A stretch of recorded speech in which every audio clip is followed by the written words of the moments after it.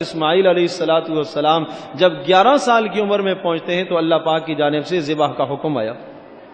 اور غور کریں، بڑے عجیب لطائف ہیں اور بڑے عجیب نقطے ہیں اس کلام کے اندر کہ ابراہیم علیہ السلام کو جو اللہ پاک نے تدریجاً حکم دیا. ایک صورت یہ ہے براہ راست یوں کہہ دیا جاتا کہ اپنے بیٹے کو ذبح کرو، ایسا نہیں کہا، خواب میں دکھایا. اور اللہ کو یہ بھی معلوم تھا نا کہ جناب یہ آج ہم نے اسے بیٹے کا حکم دینا ہے اور کل پھر اس بیٹے کے حکم سے حکم منتقل ہو کر وہ ایک جانور کی طرف چلا جائے گا. اللہ تعالیٰ پہلے دن سے جانور کا حکم اللہ پاک نے کیوں نہیں دیا؟ یہ آہستہ آہستہ جو حکم دیا، اس میں باپ، بیٹے، ماں تینوں کا امتحان ہے. بہت بڑا امتحان ہے. جس امتحان کو اللہ کہے کہ ان ھذا لہو البلاء المبین، اور بہت بڑا امتحان ہے، بلائے عظیم ہے، بہت بڑا امتحان ہے. جس امتحان سے ابراہیم علیہ السلام اور حضرت ہاجر کو اور حضرت اسماعیل کو گزارا گیا. ابراہیم علیہ السلام کا پہلا امتحان لیا، وطن چھڑوا دیا، اپنے وطن کو چھوڑو. دوسرا امتحان لیا، اپنی زبان کو چھوڑ دو. تیسرا امتحان لیا، اپنی قوم کو چھوڑ دو. سب چھوڑ دیا. کس لیے؟ اللہ کی رضا کے لیے. قوم کو چھوڑ دو اللہ کی رضا کے لیے. جس عمل سے اللہ راضی ہو جائے اس عمل کو اختیار کرو. وطن کو چھوڑ دو اللہ کی رضا کے لیے. والدین کو چھوڑ دیا اللہ کی رضا کے لیے. اور پھر چوتھا امتحان اللہ پاک نے یہ لیا کہ اس شیرخوار بچے کو اور بی بی حضرت ہاجر کو وادی غیر ذی زرع میں چھوڑنے کا حکم آ گیا. ان کو بھی یہاں چھوڑ کے چلے جاؤ، جہاں نہ کوئی پانی ہے، نہ کوئی سبزہ ہے، نہ کوئی گھاس ہے، نہ کوئی آدم ذات، انسان کا نہ کوئی حتا پتہ، نام ہی نہیں کسی انسان کا، وہاں چھوڑنے کا حکم دیا. اور اتنا سخت امتحان آیا، حکم دیا کہ چلے جاؤ، پیچھے پلٹ کے نہیں دیکھنا. کہنا بڑا آسان ہے، جانتے نہیں ہیں کہ گھر سے ایک فرد جب سفر پر نکلتا ہے، 1 سال کے لیے، 6 ماہ کے لیے جب باہر نکلتا ہے تو گھر میں کیا کوہرام مچا ہوا ہوتا ہے. اور وہاں پر بھی جناب سفر کی یہ صورت، یہاں تو یہ حال ہے کہ اچھا بھائی 6 ماہ کے بعد واپس آ جائیں گے، سال کے بعد آ جائیں گے. اچھا بھائی رابطے تو رہیں گے نا، ٹیلی فون پر رابطہ رہے گا، خط و کتابت سے رابطہ رہے گا. وہاں تو رابطے کی کوئی صورت ہی نہیں ہے. کیا پتہ یہ کب تک حکم ہے، کیا پتہ یہ کتنے دن کا حکم ہے. ابراہیم علیہ السلام جا رہے ہیں، ہاجر نے پیچھے سے آواز دی، کہاں؟ پیچھے پلٹ کے نہیں دیکھا. حکم تھا پیچھے مڑ کے نہیں دیکھنا. پھر پوچھا کہاں جا رہے ہیں، پھر کچھ جواب نہیں دیا. پھر پوچھا کوئی جواب نہیں دیا. پھر حضرت ہاجر کے دل میں خود خیال آیا کہ کیا اللہ کا حکم ہے؟ کہا ہاں اللہ کا. سر ہلایا، اللہ کا حکم ہے.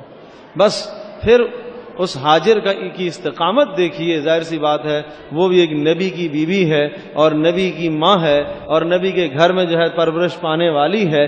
تو کیا جواب تھا؟ اچھا اگر اللہ پاک کا حکم ہے تو اللہ پاک مجھے ضائع نہیں کرے گا. آج یہی ایک بھروسہ ایک ماں کا اللہ کی ذات عالی پر ہونا چاہیے. اللہ کی ذات عالی پر یہ بھروسہ ہو، اچھا اللہ مجھے ضائع نہیں کرے گا، اللہ مجھے برباد نہیں کرے گا.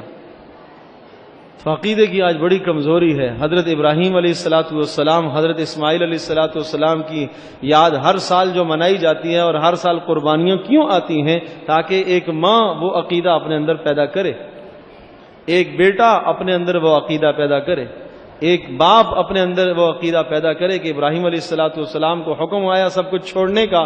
ہر آدمی قربانی کرتے ہوئے یہ جذبہ دل میں رکھے کہ اگر مجھے یہ سب کچھ چھوڑنے کا حکم آیا میں بھی چھوڑ دوں گا. پھر نہ معلوم کتنا وقت گزر گیا، شیرخوار بچہ ہے، دودھ پی رہا ہے. کتنا بچہ ہوتا ہے دودھ پینے والا؟ اور پھر اس کے بعد جب بچہ جوانی کو پہنچا، 11 سے 13 سال کی عمر کے بیچ کا لفظ ہے، فلما بلغ معه السعی، کہ جب دوڑنے لگے اسماعیل ابراہیم علیہ السلام کے ساتھ، ہر معاملے میں، مشاورت میں ساتھ رکھا. اب پھر حکم آیا کہ اسے ذبح کرو. اور ذبح کا حکم بھی عجیب طرح سے اللہ پاک نے دیا. ایک عرض کیا کہ خواب کے ذریعے سے، اور یہ بات آئی کہ اپنی محبوب چیز کو اللہ کے راستے میں قربان کرو. محبوب چیز کو. ابراہیم علیہ السلام پہلے دن جس دن خواب آیا اس دن صبح اٹھے اور اونٹوں کو قربان کیا. 100 اونٹ قربان کر ڈالے. پھر حکم آیا اپنی محبوب چیز کو اللہ کے راستے میں قربان کرو. پھر دوبارہ سے اونٹ قربان کیے. پھر حکم آیا محبوب چیز کو اللہ کے راستے میں قربان کرو. اللہ اکبر. سوچا غور کیا پھر سمجھ گئے یوم عرفہ، عرفہ کا معنی پہچان کرنا، پہچان. تو 9 ذی الحجہ کو یوم عرفہ اس لیے کہتے ہیں کہ ابراہیم علیہ السلام آج پہچان گئے کہ میرے رب کی منشا کیا ہے.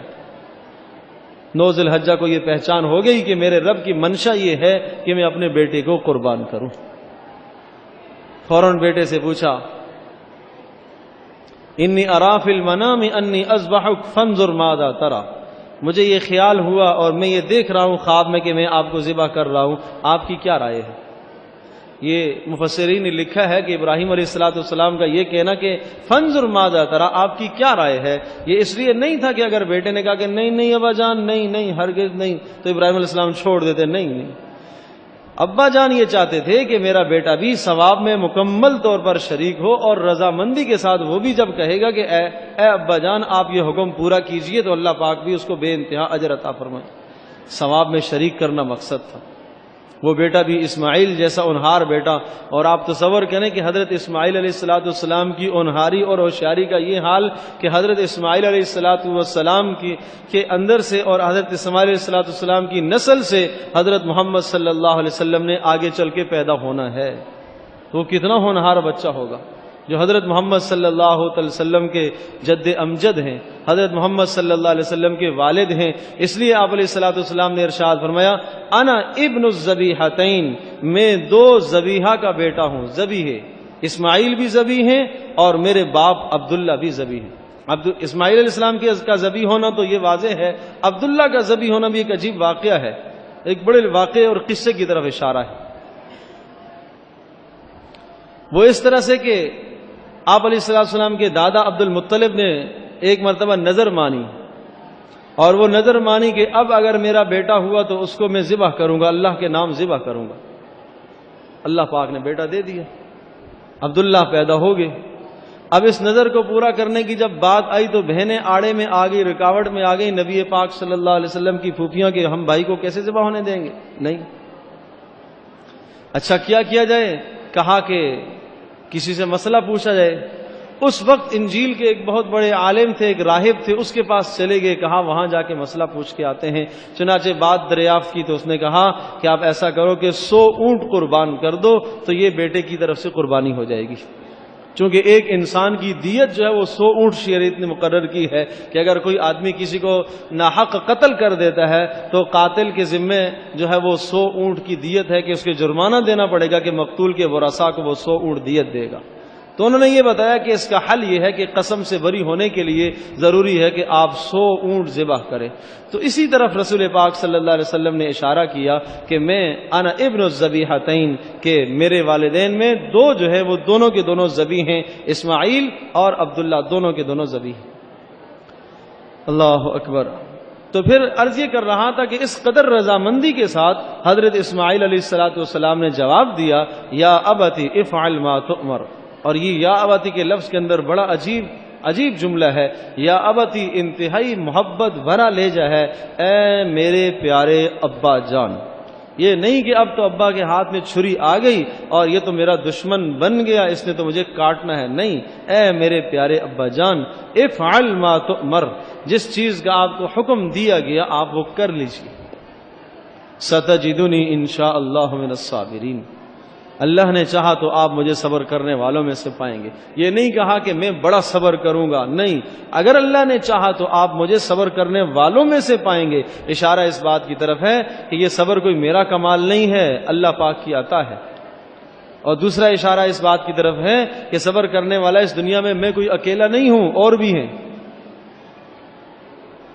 اسماعیل علیہ السلام بھی تیار، ابراہیم علیہ السلام بھی تیار. ماں بہرحال ماں ہوا کرتی ہے، ماں کو بتائے بغیر لے کے چلے گئے، صراحت نہیں کی کہ جناب کہاں جا رہے ہیں. ابراہیم علیہ السلام نے مکمل ارادہ کر لیا، تیاری کر لی، اسباب سارے ذبح کے سارے ساتھ لے لیے. اور جناب اسباب جب سارے کے سارے لے جانے لگے، شیطان آیا خیال ڈالنے کے لیے، وسوسہ ڈالنے کے لیے حضرت ہاجر کے پاس. معلوم ہے ابراہیم اسماعیل کو کہاں لے کے جا رہے ہیں؟ کہاں والد ہیں، کہیں لے کے جا رہے ہوں گے. کہاں نہیں، ذبح کرنے لے جا رہے ہیں. تو ہاجر کا جواب یہ تھا کہ بھلا کوئی باپ اپنے بیٹے کو ذبح کیا کرتا ہے؟ تو پھر شیطان نے کہا کہ نہیں، اللہ کا حکم ہے، اس لیے اللہ کا حکم ہے۔ جب اللہ کا حکم ہے یہ کہا تو پھر حضرت ہاجر نے کہا کہ اچھا پھر ایک اسماعیل نہیں 100 اسماعیل ہوں، اللہ کے نام پر قربان ہو جائیں، کوئی پرواہ نہیں۔ اللہ اکبر، یہ اس ماں کا نظریہ تھا، اس ماں کا عقیدہ تھا۔ آج مائیں دیکھیں کہ اپنے اولادوں کی تربیت ہم نے کیسی کی ہے۔ اول تو خود دین سے دور، اور پھر دوسرا اولادیں بھی دین سے بے حد دور، بے حد دور۔ آج ہماری اولادیں اللہ کے حکم پر نیند قربان نہ کریں، نماز کا حکم آیا آرام قربان نہ کریں، اور ہم جو ہے یہ تصور کریں کہ اس قربانی کے ذریعے سے ہمیں جنت مل جائے گی اور قیامت میں ہمارا حشر حضرت ہاجر اور ابراہیم اور اسماعیل کے ساتھ ہو جائے گا۔ ایسا نہیں ہو سکتا۔ اللہ پاک کے ہاں ضابطہ عدل ہے، انصاف ہے، انہوں نے تو سب کچھ سچ کر کے دکھایا۔ ہم سے جان کا مطالبہ تو دور کی بات، خواہشات ہم نہیں چھوڑ سکتے، نفس کی پیروی ہم نہیں چھوڑ سکتے۔ ہم آج یہ کہتے ہیں کہ کیا کریں جی، دنیا میں چلنا بھی تو ہے، دینداری بھی اختیار کرنی ہے، دنیا داری بھی اختیار کرنی ہے۔ آج دنیا داری کا مطلب یہ سمجھا جاتا ہے کہ حلال بھی چلے گا، حرام بھی چلے گا، دونوں کو لے کے چلنا ہے۔ اسلام آپ کو اور مجھے دنیا داری سے نہیں روکتا، کاروبار سے نہیں روکتا، کاروبار کیجئے، ملازمت سے نہیں روکتا، دنیا کی ترقیوں سے نہیں روکتا، کیجئے سب چیزیں، لیکن شریعت کے جو حدود متعین ہیں ان حدود کے اندر رہ کر ترقیاں کیجئے۔ شریعت کے بتائے ہوئے جو حدود ہیں ان حدود کے اندر رہتے ہوئے مال کمائیے۔ اچھی بات ہے، مال کمایا جائے، مال کے اندر زیادتی بھی منع نہیں ہے، زیادہ کمایا جائے، لیکن حلال اور جائز طریقے سے۔ اللہ پاک کا جہاں حکم آئے وہاں سب چیزوں کو انسان چھوڑ دے۔ تو حضرت ہاجر کے جواب کا پر غور کیجئے، اور میں اس پر غور کریں کہ اگر یہ ایک اسماعیل ہے 100 اسماعیل بھی ہوتے تو اللہ پاک کے نام پر اسے میں قربان کر دیتی۔